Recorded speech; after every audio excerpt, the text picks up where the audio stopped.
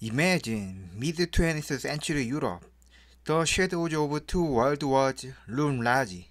Fascism and communism rise and fall, and science explodes with relativity, quantum mechanics, and atomic power. Amid this turmoil, Karl Popper, born in 1902 in Vienna to Jewish parents who converted to Lutheranism, emerges as a philosopher of science and society.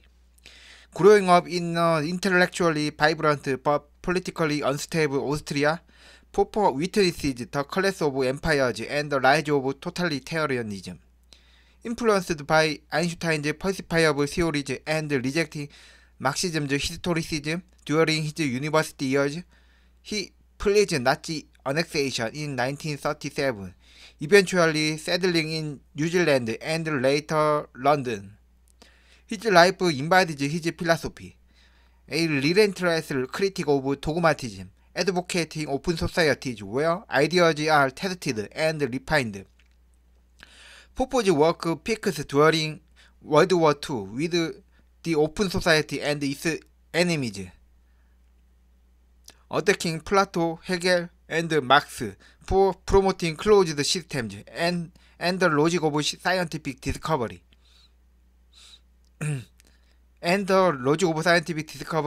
Revolutionizing how we view knowledge. In an era of ideological extremes, Popper champions fallibilism. Knowledge grows through conjecture and reputation, not absolute truth. External references like Joseph Agassi's Science and Society highlight how Popper bridges science and politics, influencing liberal thinkers like George Soros. Amid Cold War divisions, his ideas counter both fascist certainty and communist dialectics, emphasizing critical rationalism. From an ontology view, Popper's time reflects accumulated asymmetry, societal disruptions demanding recurrent symmetry through testable reforms. His falsifiability parallels IOE, theories as entanglements tested for coherence. Let's explore the core ideas that make Karl Popper one of the most influential philosophers of science and society in the 20th century. At the heart of Popper's philosophy is critical rationalism, the belief that true knowledge doesn't come from piling up confirmed facts, but from proposing bold ideas and then trying your hardest to knock them down. Traditional methods like induction, where you observe something repeatedly and assume it's a universal law, just aren't enough for real scientific progress. Instead, science moves forward through creative conjectures, imaginative guesses about how the world works, that we subject to tough criticism and tests. In this view, our understanding is always tentative. No theory gets a stamp of absolute truth. It can only earn temporary credibility by surviving serious attempts to prove it wrong. Take Einstein's theory of general relativity as an example. It boldly predicted that light from distant stars would bend around the sun during a solar eclipse. In 1919, astronomers set out to test this. If the light hadn't bent as expected, the theory would have been refuted on the spot. That's the power of Popper's approach. By contrast, something like Freud's psychoanalysis often explains events only after they have happened, twisting interpretations to fit any outcome, which makes it hard to falsify, and in Popper's eyes, not truly scientific. This leads us straight to falsifiability, the cornerstone that separates genuine science from pseudoscience. For a theory to be scientific, it has to stick its neck out. It must make predictions that could, in theory, be proven false through observation or experiment. If it survives those tests, great. It gains collaboration, meaning it's held up under scrutiny. But even then, it's not proven, just not disproven yet. This encourages scientists to design experiments that take real risks. If the theory holds, it shows strength. If it crumbles, we learn and move on to better ideas. Of course, critics have pointed out that confirmation still plays a role. We can't ignore evidence that supports a theory.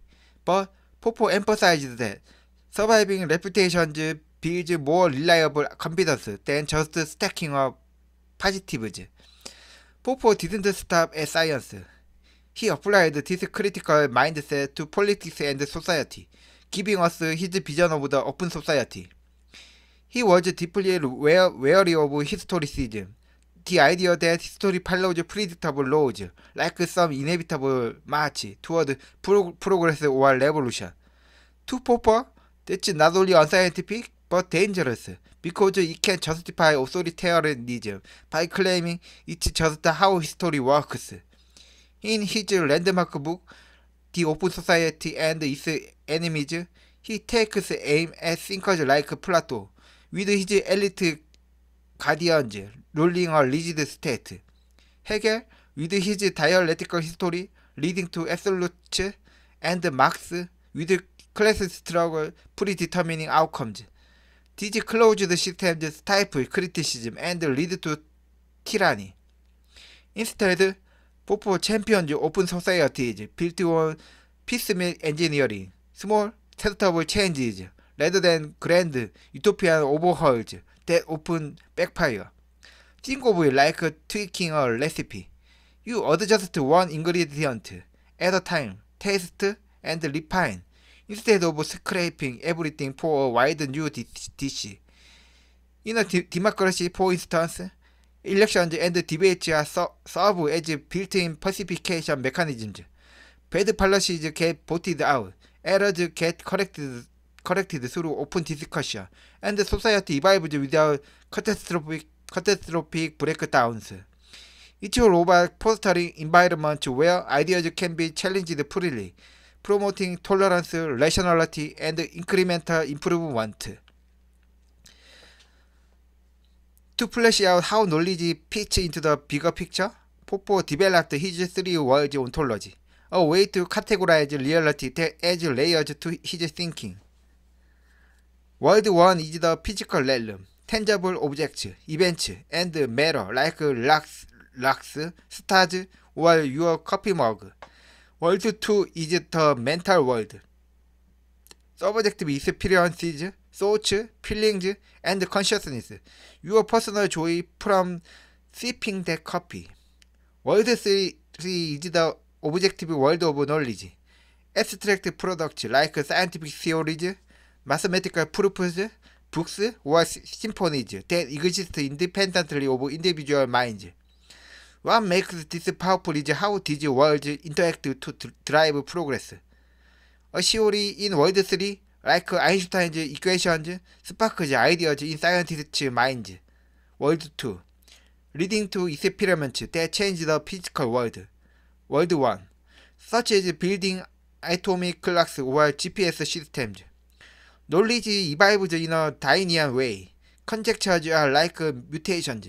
Creative variations and reputations act as natural selection, weeding out the weak ones. The fittest theories survive, but they are always open to future challenges. Ideas aren't just passive reflections. They have real causal power, shaping minds and matter alike. Popper saw the scientific method itself as an evolutionary process, holistic and ever-adapting. Conjectures spring up as bold leaps, much like genetic mutations introducing novelty. Then, reputations serve as selection process, ensuring only robust ideas endure. Science doesn't plod along by hardening confirmed facts. It thrives through cycles of proposal, testing, and elimination, constantly refining our understanding like a living organism adapting to its environment. Of course, Popper's framework isn't without tensions and refinement. Critics argue he downplays the role of confirmation. After all, positive evidence does build trust in a theory. He also acknowledged that auxiliary assumptions matter. A failed prediction might point to a flawed tool or background idea, not the theory itself, as explored by Thomas Kuhn in his paradigms or Imre Lakatos in research programs. Popper leaned toward holism over strict reductionism, seeking knowledge as interconnected systems rather than isolated bits. These nuances position him as a thinker who viewed knowledge, science, and society as self-correcting ecosystems, advancing through calculated risks, open criticism, and relentless iteration. Inner ontology starts with inner instincts, IOIs, pre-categorical in superposition, balancing inward coherence and outward differentiation. Inner entanglement creates asymmetries with valence directions. Accumulated asymmetry drives change. Recurrent symmetry restores balance in cyclic generativity. Emergence layers form hierarchical consciousness as recursive participation. Soft for patterns, hard for self-reference. Scale invariant IO unifies quanta to societies in participatory rhythm. Popper's falsifiability mirrors IO's accumulated asymmetry. Theories as conjectures, building directional tension, reputation as critical threshold, triggering rearrangement, like scientific revolutions, restoring symmetry. For example, Newton's laws accumulate anomalies, until Einstein's relativity recurs symmetry. The open society parallels recurrent symmetry. Piecemeal reforms balance societal asymmetries, avoiding totalitarian collapse. Three worlds as emergent layers. World 1 outward physical, World 2 inward mental, World 3 entangled objective, knowledge as IOE patterns. Popper's critical rationalism, with its emphasis on testing and refining knowledge, echoes the rhythmic dynamics of IO perfectly. Think of conjecture as outward differentiation. Those bold, expansive hypotheses that push boundaries and introduce new possibilities, much like outward flows creating diversity in IO. Then, reputation steps in as inward coherence, pulling things back, checking for consistency, and integrating what's viable, resolving tensions to restore balance. For instance, when a scientific theory faces evidence that doesn't fit, it's like a asymmetry building up until a reputation forces a recalibration, just as IO describes accumulated imbalances leading to emergent changes. Critics of Popper often point out issues like unfalsifiable background assumptions, those hidden premises that can't be tested directly. But IO's primitives offer neat resolution. Science becomes a process of balance modulated entanglement, where theories aren't isolated but part of a relational field. Balances, those directional gauges, help modulate how inward logic and outward exploration interact, ensuring the whole system adapts without getting stuck. This leads us to a powerful synthesis. IO enhances Popper by framing falsifiability as the accumulation of asymmetry, where bold ideas build tension until tested. The open society as recurrent symmetry, constantly restoring balance through criticism and reform, and his three worlds as layered emergence, building from physical basics to objective knowledge. Popper's empiricism, in turn, infuses IO with real-world testability, turning conjectures into directional hypotheses that can be proved and refined. Conversely, Popper adds a layer of critical depth to IO. His fallibilism, the acceptance that all knowledge is provisional, mirrors rhythmic adjustment in IO, where existence isn't fixed but evolves through cycles of imbalance and harmony. Together, they unify science and ontology, showing how testing isn't just a method, but a fundamental generative process. The implications for today's world are exciting and far-reaching. In science, this blend turns falsifiability into balance operations, opening doors to emergent models. For example, in AI, where systems test theories through simulated entanglements, adapting like living organisms. In society, open reforms become participatory entanglements, helping counter polarization by encouraging balanced iterative changes rather than rigid ideologies. For knowledge itself, Popper's three words anticipate the recursive mind in I/O, making it testable in fields like quantum social engineering. Imagine modeling societal behaviors as directional flows.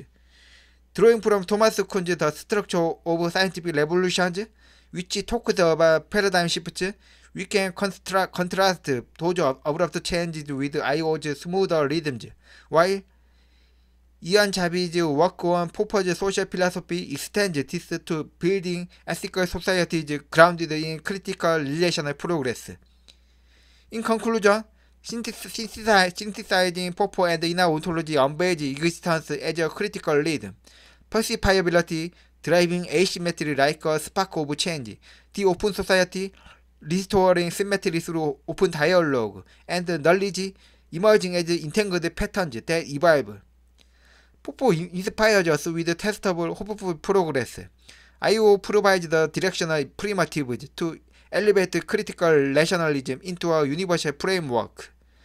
From the spark of conjectures to the loops of recursions, life pulses a relational critique, fallible yet resilient, emergent, and ever open. This isn't abstract. It's an invitation to you. Conjecture boldly with unbounded curiosity. Refute rigorously to build inner strength. And co-evolve together in this generative cosmos.